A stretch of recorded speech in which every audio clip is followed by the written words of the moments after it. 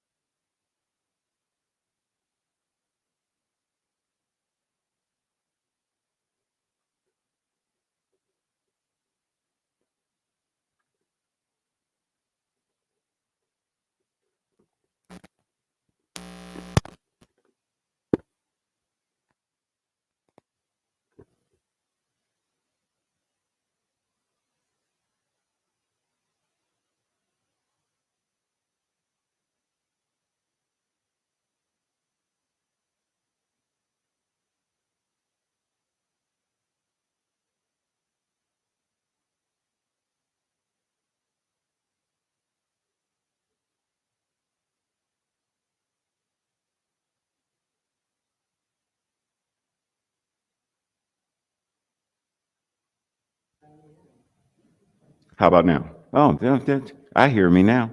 So, should I repeat it? No. So when we talk about this idea of personal power, how do you utilize it? Meister Eckhart said, "Between me and God, there is no between." So when we are referencing power, technically what we're talking about is God. So rather than power to the people, not even to them, because power as the people, they are demonstrating their magnificence, their divinity, their divine sovereignty.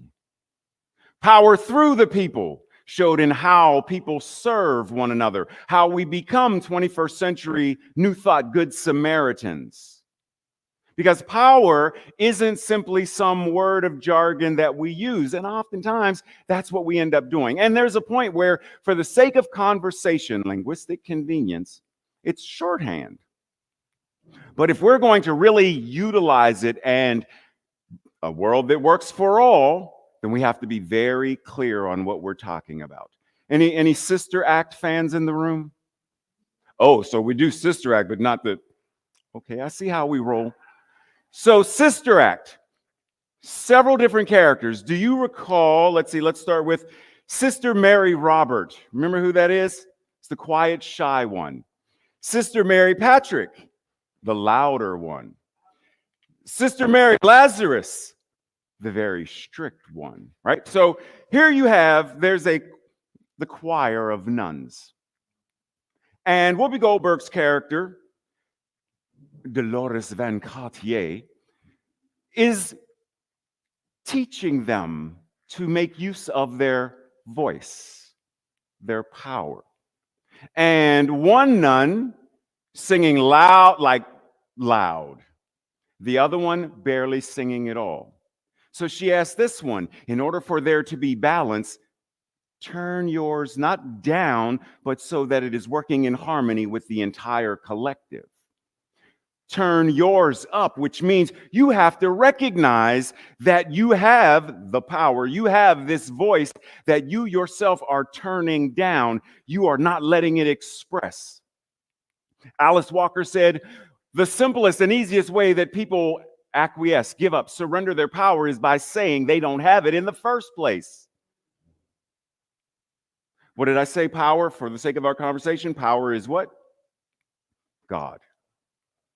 The easiest way for people to distance themselves, lack and scarcity, put themselves in a state of consciousness, a mental equivalent of, why should I vote? My vote's not going to matter. I'm only one person. You say, what now? One person. How many people did Mother Teresa help as one person? How many people did Reverend Dr. Martin Luther King when he, as one person? Rosa Parks, one person. Malcolm X, one person. We have many examples of Yeshua, Jesus, one person. We have many examples of how one person, one single individual, and the dominoes moved and the ripples went. So we understand.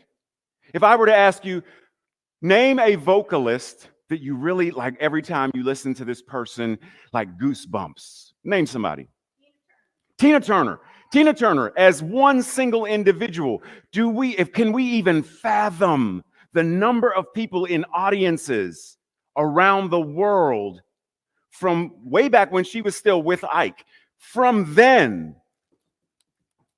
like we can go way back. How many people have been inspired by? And not even just her singing, right? Like, because I remember when people were like, Tina Turner's how old? Look at those calves.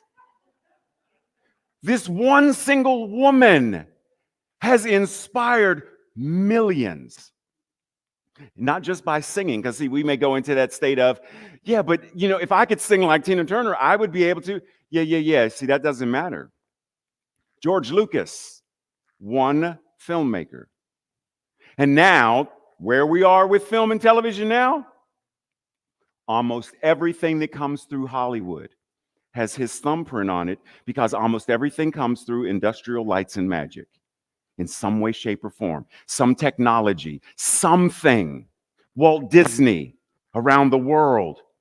We have many examples of how a single person can move and shift consciousness. Let's go back to Dolores Van Cartier. Here comes this nightclub singer, this lounge singer, because she witnesses her boyfriend Vince do something he shouldn't have done. Boom, she's got to go. She's got to hide. She's got to, be protected, witness protection. So what better way to witness protection someone who's a lounge singer than put her into a convent?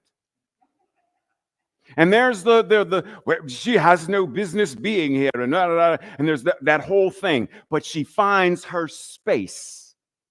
She finds the place where, if I'm going to be here, how do I be me here? She starts to impact the nuns. Remember that one night she snuck out to go to the club, to the bar, the biker bar across the way, and the two nuns followed her. And they get in there, and she's like, what are y'all doing here? We thought you came here to feed the people, to tend to the souls of the people. And so we followed you. She wanted to get away and go get a drink and whatever, listen to the jukebox. But they were so inspired by her that they believed she was going to, which in fact is what she ended up doing. Just not the way that was the traditional idea of. See, when we step into our personal power, it is recognizing between me and God, there is no between. And as Dr. Holmes said, whatever is true about God is true about you. Never forget that. And that the only God we would truly know and understand, etc., is the one that we embody. So anytime we talk about God as an anthropomorphic something, somewhere, somewhere I'll find God, somewhere. As long as we're going to do that with spirit, rather than, wait a minute, right here, slide number 2. That which the divine is right here, right where I am. So what does it mean for you to be responsible and accountable for the power you steward? How do you show up as the divine? Because see, it's not just about, well, when I show up, it's Ray. Yes, but Ray as an individualized expression of God. God is all there is. Between me and God, there is no between. So when I'm walking through Piedmont Park yesterday, God is walking through Piedmont Park yesterday, seeing God in all its various, diverse colors, shades, sizes, textures, and all. And when I recognize that, it changes how I interact. So then my hello is never simply a hello. My happy pride is never simply a happy pride, because the words and the energy that come through that, the word made flesh, and that word was God, and that word was with God, and that word, if that is the word, the energy moving through a simple hello, then doesn't that have the ability to transform and heal? If we know the story of Jesus minding his business, Jesus going shopping or something, Jesus going, and he's walking, and the woman's over there is like, wait a minute. Is that Jesus? You know, I've been having this pain in my back for quite some time. I need to go talk to him. My primary care physician told me to go see him. So, and she, you know, she's doing her thing to try to get through and get over there, and she can't quite get to him, but she gets close enough to touch the hem of his garment, and she was healed. And then he was like, whoa, I felt it move. Who touched me? Who touched me? Am I it? Is it time to go hide? Right? Like, but he felt it. But she touched him and it healed. The centurion is like, yo, so can you? No, I don't have to go back and do anything with your servant, because simply this conversation and your recognition of this heals. So what if our hello, our good morning, our whatever it is, when we're in the Trader Joe's line and we're checking out, and we don't just see the cashier, but we see who is incarnating as the cashier. We see what is incarnating as the cashier, and we speak to that. Namaste, that which is the divine in, through, and as me, sees and recognizes itself in you, and it must bow before its own magnificence, because God knows what God is. What if that was the energy we were bringing to anything that we're doing, everything that we're doing? Next slide, please. I'm not even going to ask y'all if y'all know what, because y'all didn't already say. Sister Act, yes. Spider-Man, no. There's a scene in one of the Spider-Man films where Spider-Man, Tobey Maguire, is like, I'm done being Spider-Man. He takes off his garment and throws it away. Throwing it away, does that make him any less Spider-Man? No. It simply means he is no longer wearing that garment. There are so many ways that we live, move, and have our beingness where we think that by throwing, by abdicating, by whatever away, that we are no longer showing up as the divine. We can't not be it. No matter how dim we try to turn our light, this little light of mine, there is nothing small about the light of God. So let's not even say this little light of mine. I understand linguistic convenience. Yes. We sing the song. Yes, and that's fine. But what about if, as I'm singing the song, I am recognizing and saying, this great light of mine, I must let it shine. This great light of mine, I must let it shine. What if that is the awareness that we are anchored in as we are moving through life? What does that now change in how we, a world that works for all? So when we take power off as a jargon term, we can say things like, me standing in my power means I recognize and acknowledge my divinity. It means I recognize and acknowledge that that which love is, loves me, loves as me, loves through me, and therefore it must be expressed towards you. Even when there is animosity, I don't have to give venom for venom because I understand what I am. And if I really understand what I am, doesn't it call me to a different level of stewardship? If Maya and I get into an argument for whatever reason, you ate that last slice of pizza that was mine. We get into an argument and I'm saying, but I understand this teaching. I know what it means. I know that prayer isn't simply something I do, but prayer is what I am. What are we arguing about?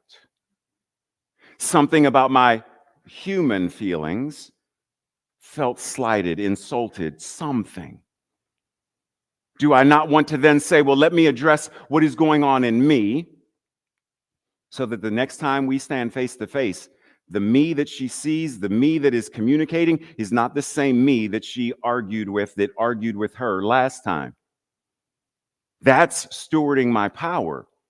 And it's giving her the space to steward her power differently. Because if I show up differently, she may as well.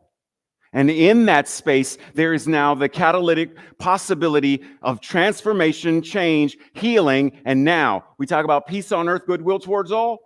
It's not going to happen if it's not here and here and here. So when we say power, let's be clear. When we say abundance, let's be clear, because you can have an abundance of bills that you don't want. You can have an abundance of aches and pains. My ankle bone's connected to my shin bone, and both of them hurt. Ow. Right? Like we can have an abundance of things we don't want. So when we acknowledge, declare, affirm, whatever it is, what shifts and changes when we say, right here and right now, what I'm acknowledging is that health and well-being, my wholeness, my perfection, and my completeness are the divine expression of what God is as me. And that abundance overflows to such a degree that I drink from my saucer because my cup runneth over. That degree of clarity changes.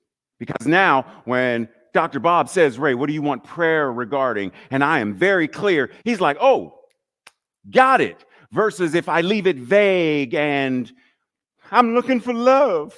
Well, you've been looking for love in all the wrong places. When you say you're looking for love, what do you mean? Because I can take you down and get you a new pet, and the dog will love you unconditionally, which is why dog spelled one way is God spelled the other. Love unconditionally. Is that what you want? Well, no. What I want is romance. Then why didn't you say that in the first place? Clarity. That is how we fine-tune our power. Because what did Faith sing?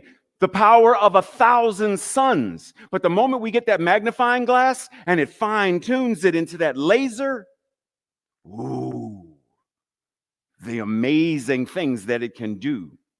That welding, woof, that laser. Are we living, moving, and having our beingness with that level of fine-tuned precision? In general, no. And that's fine.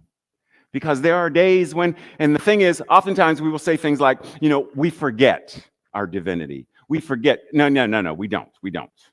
Just like right now, if I were to ask you, in your kitchen, do you have a refrigerator? Yes. Is it right here with you? No. But once you go back to your house or your apartment, you have access to it. You know it's there. That which God is right where you are. And even when in the forefront of your mind right now, you are wanting to give that person who had just cut you off on 85, you want to give them that magic finger right here and right now. You are forgetting, you are not acknowledging, you are not standing in your divine power. You are standing in the power of the collective consciousness that says, this is how I treat people who do not use their turn signals. Ha! And there's the magic Harry Potter finger. Right? In that moment, it's not where you are, but 3 miles down the road, you get a chance to breathe. You get a chance to anchor back in. I'm like, oh, wow, I really shouldn't have. Breathe and come back to that space of I know. I allowed, for whatever reason, I allowed that to get to me, and I responded and reacted from a place of whatever, ego, fear, could be any number of things, and breathe and choose. Now, what do I want to do? Now, what do I want to feel? Now, embodying it to the degree that says, when next, because I know it's going to happen. Sooner or later, somebody going to drive in front of us, and they ain't going to use narrow turn signal. They swerving across the line. Thank you, Atlanta traffic. Like, I know it's going to happen. So if you know it's going to happen, are you already tapping into your divine power to such a degree that you're already prepared for in advance? It's like spiritual first aid. Are you already skilled in CPR?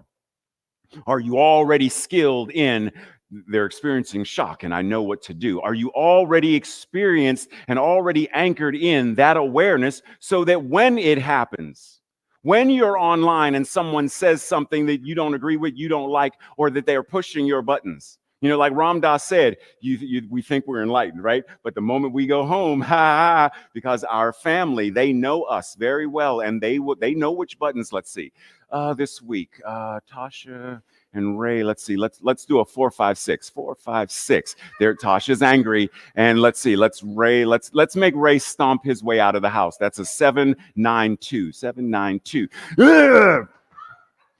Our people, our families, our friends, they know us well enough to know how to trigger us. But if we are anchoring into our power to such a degree, we're like, they think they know what they're doing. We got rid of the keypad. We got an eye scan and biometric stuff. They don't know nothing about that. So the next time we show up at the family reunion, they're like, where are the numbers? Upgrade, spiritual upgrade. I'm good. That's our invitation to move into that space. But it means we have to do the work. And not work as I've been working on. I'm talking about practice. I'm talking about the kind of work that Lynn did whenever Lynn started to become the master painter that she is now. That took work. Work meaning practice. Practice meaning training. Training meaning the thing that leads to mastery. Wax on, wax off. Are we willing to do the work? Willing to do the work with the hope and expectation that in many instances we may never need to use it. Right? Like CPR. No one says, I learned CPR. I can't wait till someone falls over dead so I can. No one, I pray that no one actually has that as their intention. The intention is, I'm learning this with the hope that I never have to use it. So are we willing to pause and breathe and check in and say, what does it mean for me to be aware of my divine power?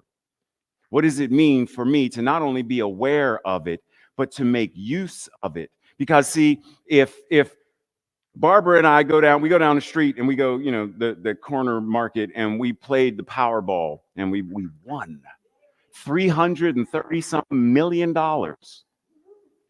But then Lee says, well, Barbara, Ray, you can never spend it. You said, what now?